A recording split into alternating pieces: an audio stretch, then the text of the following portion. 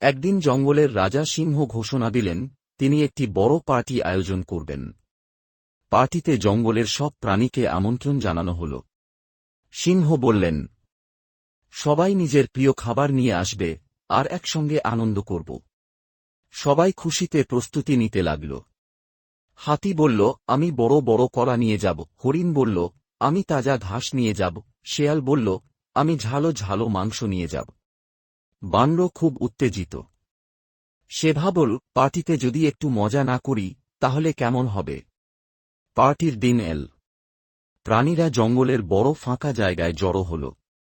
খাবারগুলো সাজানো হল আর গান বাজনা শুরু হল। সবাই নাচছিল আর মজা করছিল। কিন্তু বানর তখন তার দুষ্টু বুদ্ধি কাজে লাগাতে ব্যস্ত। সে একটা কলার খোসা নিয়ে চুপি চুপি মাটিতে ফেলে দিল, ঠিক যেখানে সিংহ দাঁড়িয়েছিল। তারপর চিৎকার করে বলল, রাজা, সবাই দেখুন, সিংহরাজ কি সুন্দর নাচছেন। সিংহ প্রথমে একটু লজ্জা পেল, কিন্তু সবাই হাসতে শুরু করল। আর সিংহ ভাবল, আচ্ছা, সবাই মজা করছে, আমিও মজা করি। তারপর সিংহ সত্যি সত্যি নাচতে শুরু করল। তার বড় লেজ দুলছিল, গর্জন ছড়াচ্ছিল, আর সবাই হাততালি দিচ্ছিল। বানর খুব খুশি হল।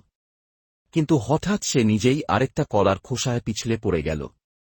সবাই তখন হাসতে লাগল আর বানর বলল, আরে, রাজা তো আমাকেও নাচিয়ে দিলেন।